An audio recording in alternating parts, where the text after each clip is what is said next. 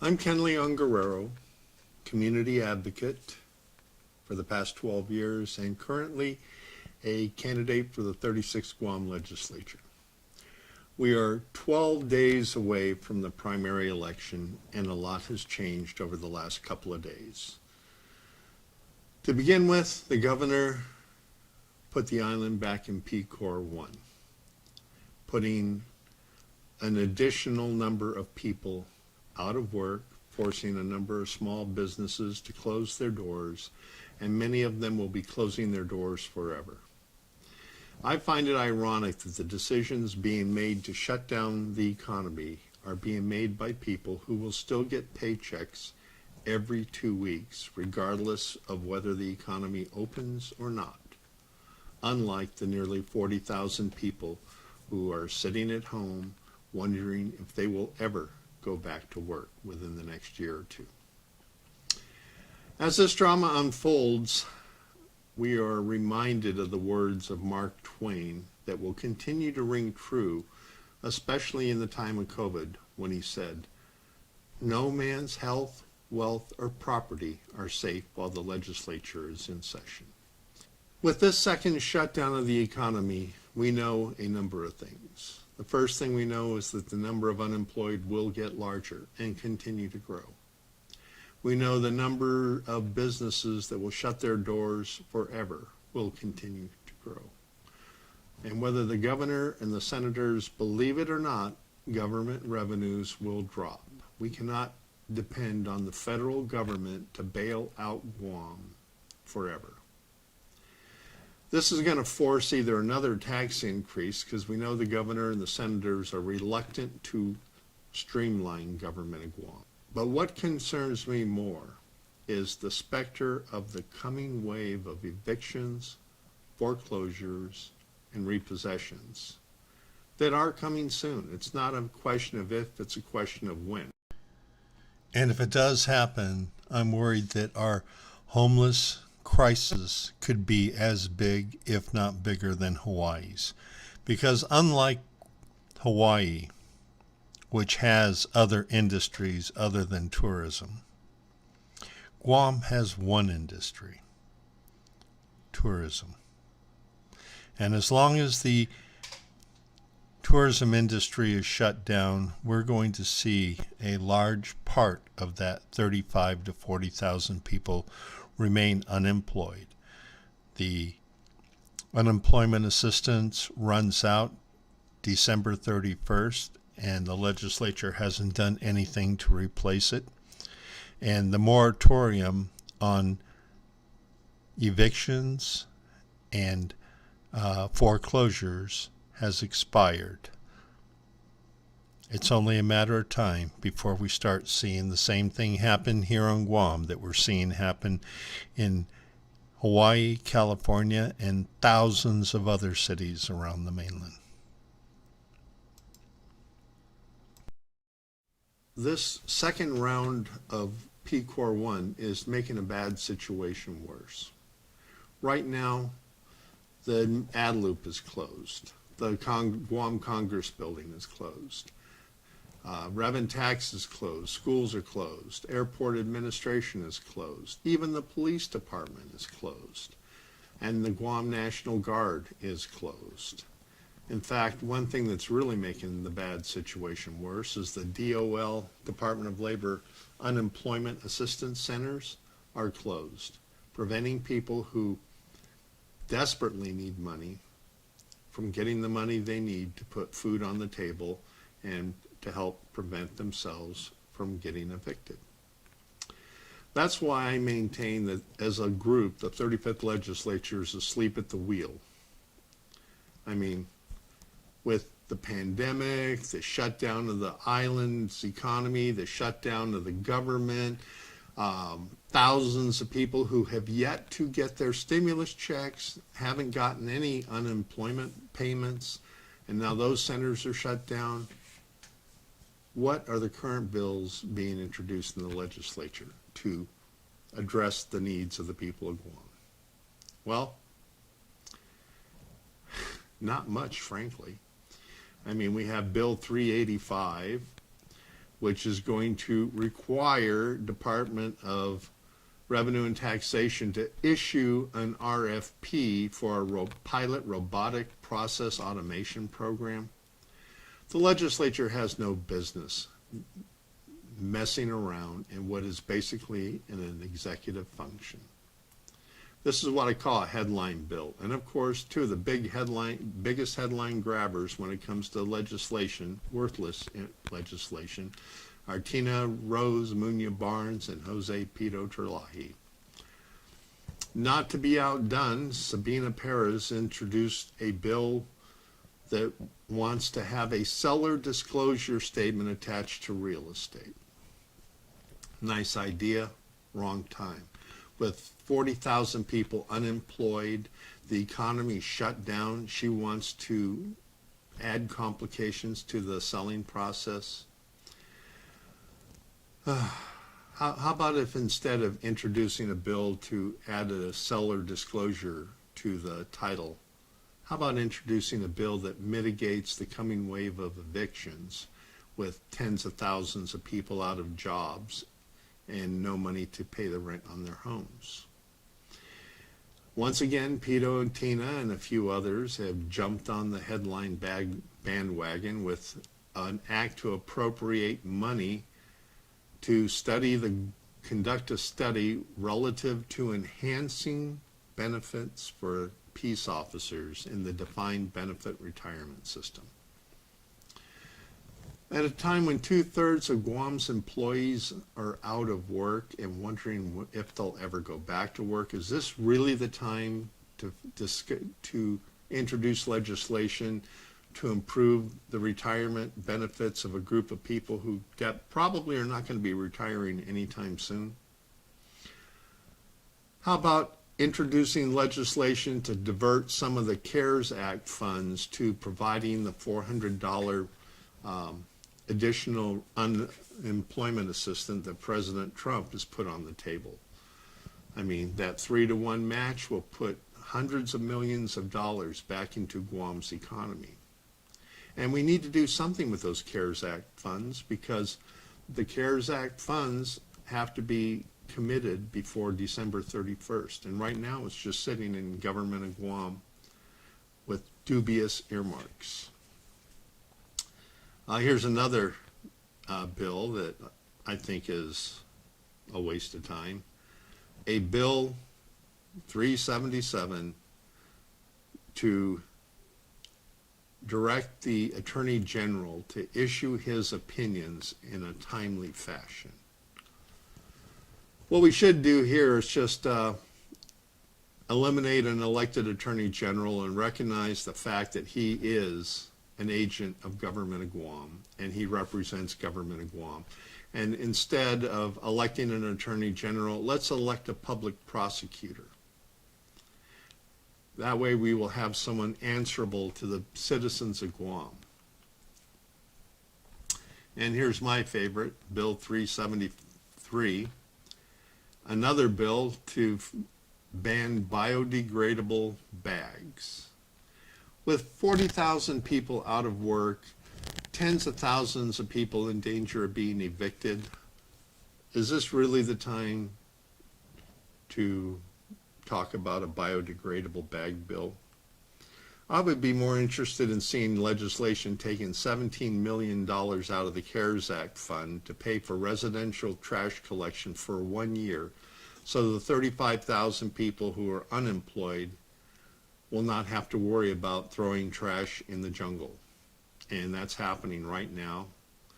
The other day on my way home, I saw a car back up to the jungle here in Santa Rita, and by the time I turned around and got to the site, they were gone, but when I looked over the hill, I could see 4 trash bags and a microwave oven. This is not the time to hold session about banning biodegradable trash bags. And Bill 379, giving the Guam Election Commission full autonomy over spending their budget. Basically, it's a bill giving the Guam Election Commission their own checkbook so they can write checks off their budget without having to go through Department of Administration. You know, we're in the middle of a pandemic. We have an election coming up. I would have been more impressed if instead of this a bill was introduced to make voting in the general election safer. Back in April, I sent a petition to the Guam Election Commission requesting mail-in vote options for 2020 because of the COVID. But it turns out that Guam politicians don't trust Guam voters. As we saw by their vote to keep the primary election on schedule for purely political reasons, the bulk of the existing senators in the 35th legislature are willing to risk our health, our parents' health, and our children's health, just so that they could continue with the primary election as a way to punish Mike St. Nicholas for swearing loyalty to the people of Guam instead of swearing loyalty to the Democrat Party of Guam.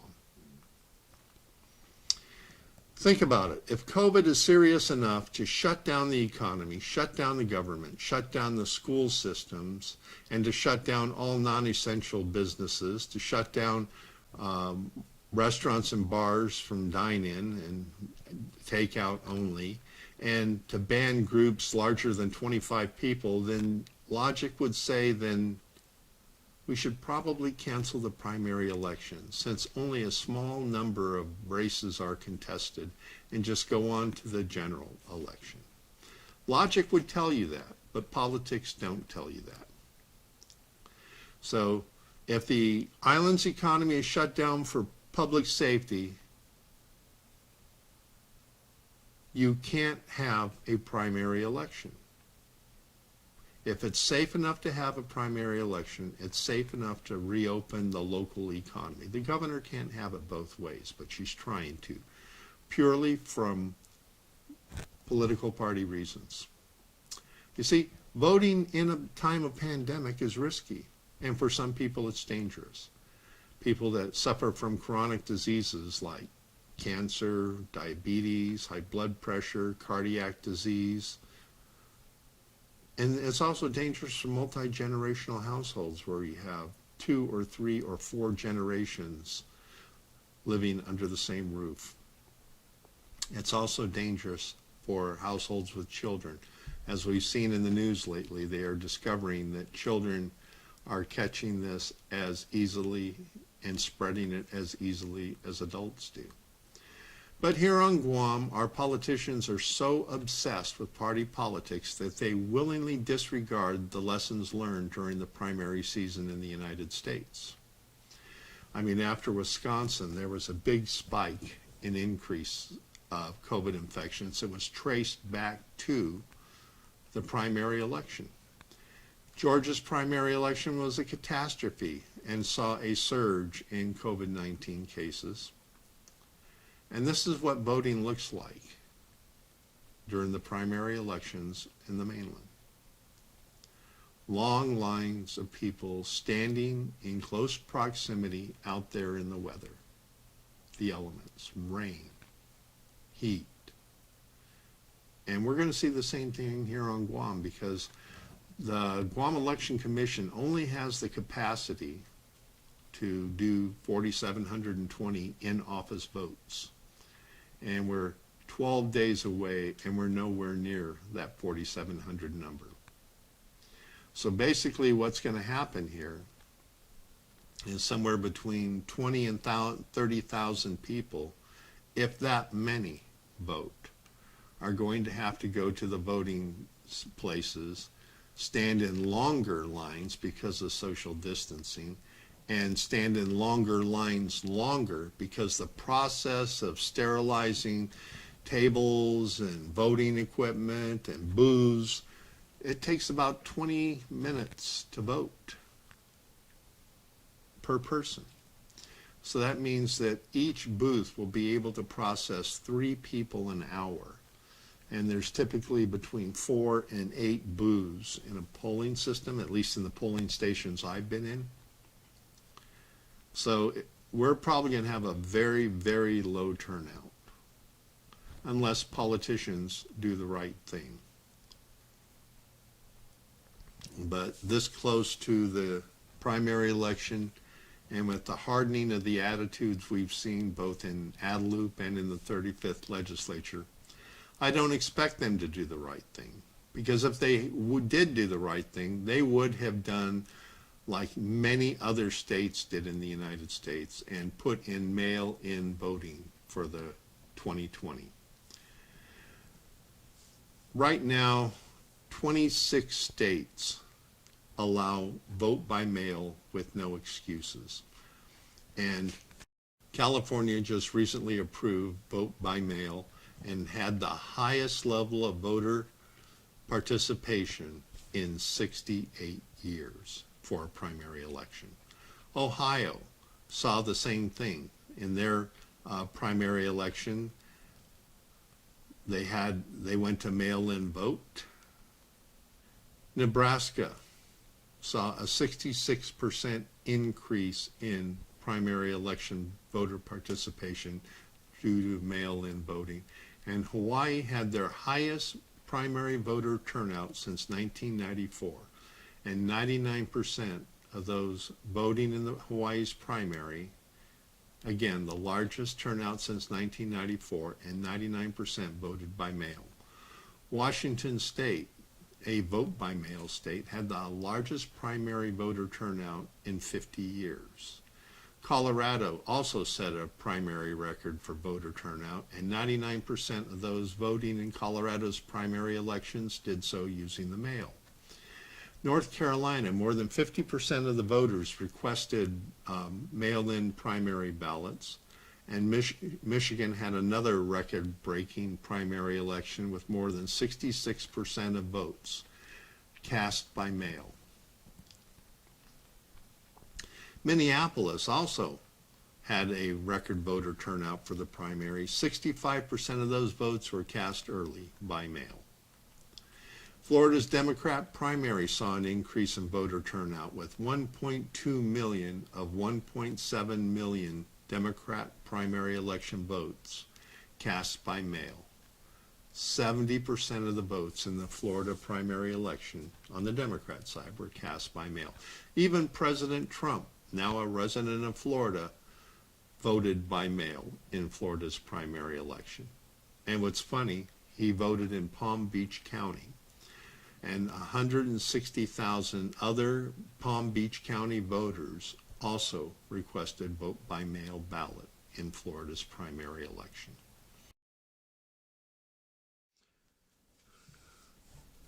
The reason I bring up all these other states that had successful vote by mail campaigns for their primary election, we're in Pandemic Core 1.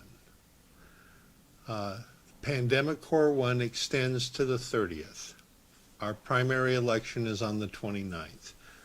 But I don't expect any common sense to break out among our politicians or our governor and do the smart thing and the right thing for the people of Guam, which would be to cancel the primary and have everybody go straight to the general.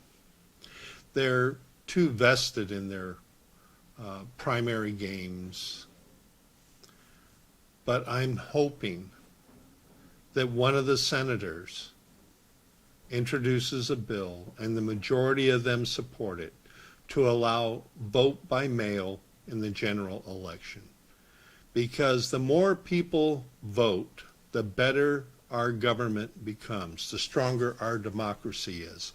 But the way things are going right now, I don't expect a very good turnout for the primary election in less than 2 weeks, simply because of the lockdown and the COVID fears, the very real COVID fears that people have out there. If it's serious enough to shut down the government, serious enough to shut down the economy, serious enough to send hundreds, maybe thousands of small businesses into bankruptcy, then it's serious enough that we need to make sure that the voters of Guam are safe. And the way we make sure that the voters of Guam are safe is that we introduce and pass legislation at the legislature, the 35th legislature, to allow a vote by mail option for the general election. I know that if I was a senator, now, I would be introducing it. And if I'm lucky enough to get into the 36th Guam legislature, it's definitely part of a package of election reform I plan to introduce. I'm Ken Leon-Guerrero. I'm encouraging everybody to vote smart and vote safe. Call 477-9791 and make an appointment with Guam Election Commission today. This has been a voter education presentation by Ken Leon-Guerrero, Republican candidate for Senator for the 36th Guam Legislature. I'm number 4 on the Republican ballot.